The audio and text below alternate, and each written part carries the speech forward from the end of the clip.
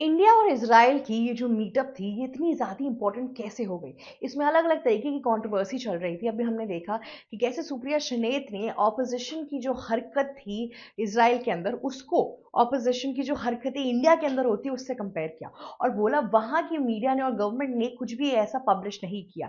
मतलब एक तरीके से सुप्रिया श्रीनेत ग्लोरीफाई कर रही थी कि जो भी कुछ कांग्रेस के मेंबर्स यहाँ पर करते हैं, जितनी भी नंगा नाच वो कर लें, उसके बावजूद भी हमें उस चीज़ को रिपोर्ट नहीं करना चाहिए।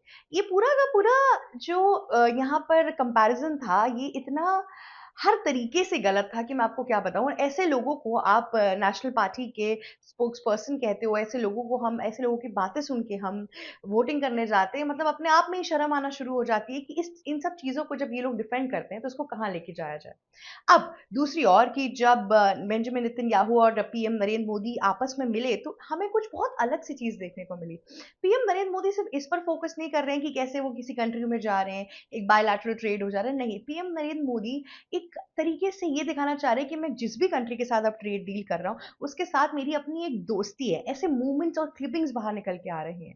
आपको याद होगा कि जब यहाँ पर मैक्रोन आए थे, तब मैक्रोन यहाँ पर मरीन ड्राइव के पास वॉक करते हुए दिखाई दिए थे। इनफैक्ट वो जॉगिंग कर रहे थे। सोचिए कि एक फ्रांस का प्रेसिडेंट इंडिया में आकर इंडिया में इतना सेफ फील कर रहा है कि वो यहाँ पर वॉक कर रहा है।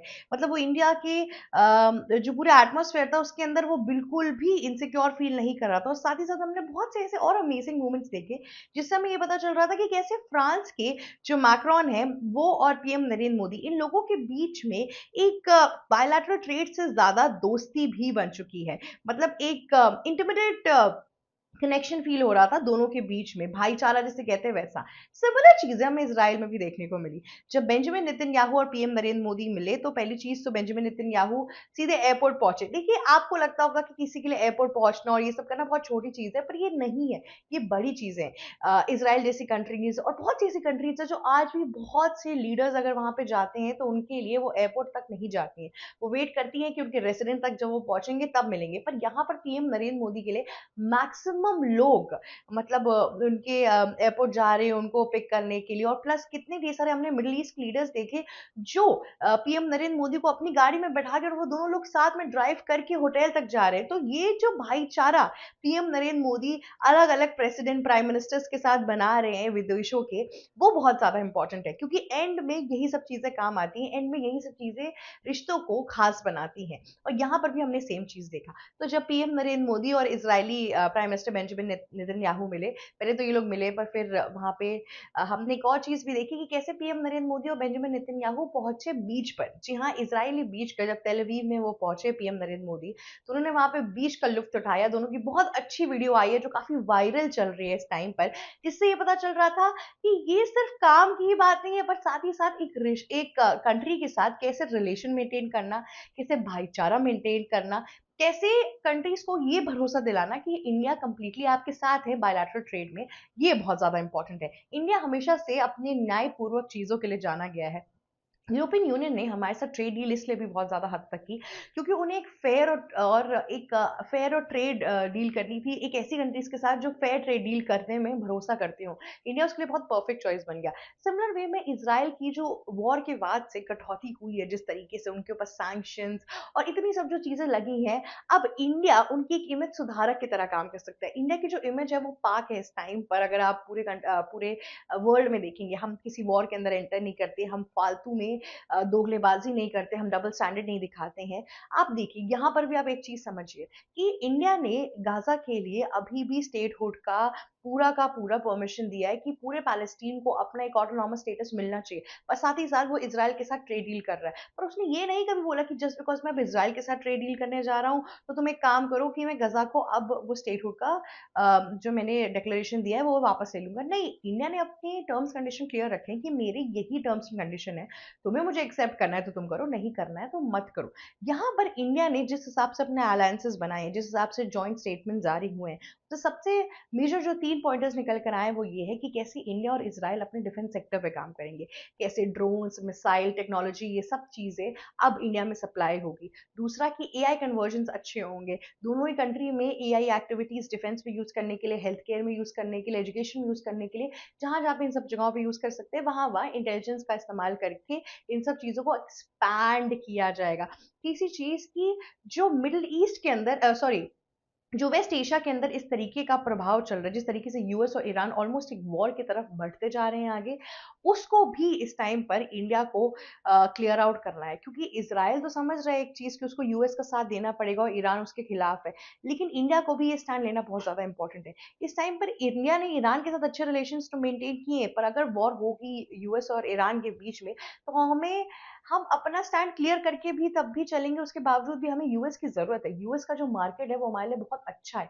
हम इतने सामान वहाँ पे एक्सपोर्ट कर पाते हैं, हम बहुत अच्छा व्यापार बनाते हैं यूएस के अंदर। स्पेसिफिकली आप इंडियन अमेरिकन्स को देख लेंगे, ये सब चीज़ें, तो इन सब चीज़ों में अगर मद्देनज़र रखेंगे तो हमारे लिए यूएस ज़्यादा इंपॉर्टेंट है। तो हम कोशिश करेंगे कि मल्टीपोलरिज़्म में रहे, जो सही है उसका साथ दे, पर उसके बावजूद भी एक हमारा इंक्लिनेशन यूएस की तरफ आएगा ही आएगा। और अगर वॉर हुई तो इंडिया भी खींचेगा इन सब चीज़ों के बीच में, और इंडिया को भी एक अलायंस बना के रखना बहुत ज़्यादा इम्पोर्टेंट है। इसीलिए इस टाइम पर इज़राइल ये अलायंस बना रहा है, जहाँ पे जिसे वो मैंने वीडियो में पहले भी बताया, इसे हम हेक्सागन ऑफ अलायंसेस कहते हैं। जी हाँ, यहाँ पर इंडिया, ग्रीस, साइप्रस इन सब जैसी कंट्रीज़ आई हैं, प्लस अफ्रीकन कंट्रीज़ आएँगी। लेकिन यहाँ पे एक ट्विस्ट है, यहाँ पे इन सारी कंट्रीज़ ने हेक्सागन ऑफ अलायंसेस के लिए हाँ नहीं बोली इज़राइल को, पर इज़राइल ने क्लेम किया है कि मैं ऐसा कोई प्रस्ताव सामने रखने वाला हूँ। अब अगर इंडिया के सामने ये प्रस्ताव रखा गया, उन्होंने एक्सेप्ट किया चीज़ें की, तो हमारे पास एक डिफेंस सेक्टर में एक बहुत स्ट्रॉन्ग बैकिंग हो जाएगी। क्योंकि आप समझिए ये चीज़ कि इज़राइल और गाज़ा की वॉर के बाद से ये पहली विज़िट पीएम नरेंद्र मोदी की बहुत मैटर करती है इस टाइम पे। जो इस वो मुश्किल के वक़्त में इज़राइल का साथ देगा, वही एंड तक वो कहते हैं ना, वो फ्रेंडशिप गेन कर पाएगा। देखिए, जियोपॉलिटिक्स में कहते हैं कि कभी कोई किसी का दोस्त या दुश्मन नहीं है, पर उसके बावजूद भी यहाँ पर जो दोस्तियाँ हैं वो टाइम बाय टाइम होती है, पर उस टाइम तक के लिए आपको भरोसा तो दिलाना ही पड़ेगा। आपको साथ लेके तो चलना ही पड़ेगा। आप ऐसे सबसे दोस्ती सॉरी कट्टी करके बैठ जाएँगे, थोड़ी ना काम चलेगा, ऐसे तो नहीं चलता। तो इसीलिए यहाँ पे आपको अपने बायलैटरल ट्रेड्स और देखिए कहते हैं फ्रेंडशिप बनानी ही पड़ेगी, और उसी तरीके से पीएम नरेंद्र मोदी ने बेंजामिन नेतन्याहू के साथ वो डील फाइनलाइज कर ली है। अब इन सारी डील और इन सब चीज़ों के बाद से इंडिया और इज़राइल के बीच में करीबन $10 बिलियन की डील साइन हुई है, जो कि बहुत बड़ा अमाउंट है, और बहुत टाइम से इंडिया और इज़राइल ने ऐसा कुछ भी नहीं देखा है। अब इससे क्या होगा कि हम डिफेंस में बहुत ज़्यादा स्ट्रॉन्ग हो जाएँगे। इज़राइल अगर हमें वेपन्स देगा, तो वो यूएस से बहुत सस्ते दामों पे हमें देगा। साथ ही साथ इज़राइल की अपनी एक बैकिंग भी रहेगी हमारे लिए। साथ ही साथ यहाँ पर हमें ये टेंशन नहीं है कि ट्रेड बिल्कुल ही डॉलर में हो रहा है, या फिर हाई अमाउंट में चल रहा है, या फिर इज़राइल हमें बैकफायर कर जाएगा। ऐसी कोई टेंशन इस टाइम पर नहीं है। इंडिया और इज़राइल के जो रिश्ते हैं वो हमेशा से ही अच्छे चल रहे थे। मतलब 1992 में फाउंडेशन रखी गई थी इस रिश्ते की, और अभी तक ये अच्छे ही चल रही हैं। वॉर हो गया, इंडिया ने पैलेस्टीन का साथ दे दिया, टू नेशन थ्योरी में बिलीव कर लिया, उसके बावजूद भी बेंजामिन नेतन्याहू और पीएम नरेंद्र मोदी के रिश्तों में एज़ सच कोई भी बदलाव देखने को नहीं मिला। क्योंकि देखिए, दोनों समझ रहे हैं कि उन्हें ट्रेड में ज़्यादा भरोसा करना चाहिए। ट्रेड इस टाइम पे ज़्यादा इम्पोर्टेंट है, और वेस्ट एशिया के अंदर जिस तरीके की संभावनाएं बढ़ रही हैं, क्योंकि यहाँ पर आप देख सकते हैं कि यूएस ने ऑलमोस्ट ईरान के खिलाफ एक जंग छेड़ने की पूरी प्लानिंग कर ली। जिस हिसाब से डोनाल्ड ट्रंप के स्टेटमेंट्स आ रहे हैं कि उन्होंने बोला कि ईरान को मैं इतने बार बोल चुका हूँ कि तुम प्लीज़ अपनी जो न्यूक्लियर फैसिलिटी है उसको ड्रॉप डाउन कर दो, तुम अपने न्यूक्लियर पावर को और क्यों बढ़ा रहे हो, तुम्हें मैं अलाउ ही नहीं कर रहा हूँ ये सब कुछ। तो उसके बावजूद भी ईरान रुक नहीं रहा है, उसके बावजूद भी ईरान यहाँ पर आके अलग अलग तरीके की चीज़ें कर रहा है, अलग अलग तरीकों से अपनी न्यूक्लियर पावर को मजबूती देने की कोशिश कर रहा है। और इतना ही नहीं, ईरान ने ओपनली आके सबके सामने मना कर दिया कि मैं यूएस की बात नहीं सुनूंगा, जो मुझे सही लगेगा मैं वही करूंगा। इससे US president Donald Trump already बहुत बौखलाए हुए हैं। इस पूरी सिचुएशन के अंदर कुछ भी हो सकता है, ऑलरेडी इतना सब कुछ चल रहा है। अब देखिए ना कि पैलेस्टीन के साथ जो गजा पीस बोर्ड बना हुआ है, जिस हिसाब से गजा को रीस्टैब्लिश करने की बात करी जा रही है, रीडेवलप करने की बात की जा रही है, उसके अंदर ईरान को साइडलाइन कर दिया गया है, उसमें यूएस चेयरमैन बन चुका है।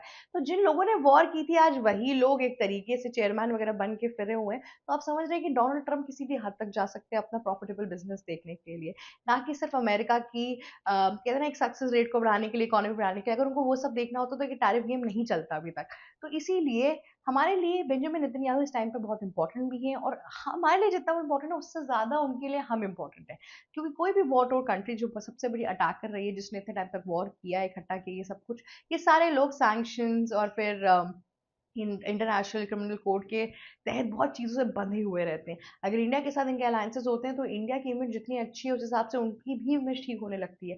लोगों को लगता है अगर इंडिया भी कर सकते हैं तो हम भी अपनी अलायंसेस बना सकते हैं, ट्रेड कर सकते हैं, क्या पता हम ये कंट्री बिट्रे ना करे। तो इस तरीके से पीआर गेम पूरा चलता है, साइकोलॉजी पूरी चलती है, और सिमिलर चीज़ यहाँ पर भी होते हुए दिखाई दे रही है। आज के लिए बस इतना ही। हमने आपको पूरी कोशिश की बताने की कि कैसे इंडिया और इसराइल की जो ट्रेड डील्स हैं, इसराइल क्या चाहता है इंडिया से, और ये सब कुछ। आशा करती हूँ कि आपको ये वीडियो अच्छी लगी होगी और इन्फॉर्मेटिव लगी होगी, और प्लीज़ आप हमें लाइक, शेयर, सब्सक्राइब और कमेंट करना मत भूलिएगा। जाते जाते बेल आइकन भी हिट कर दीजिएगा। Thank you so much for watching our video. ABC Hindi news, आज ही जुड़िए हर खबर के साथ।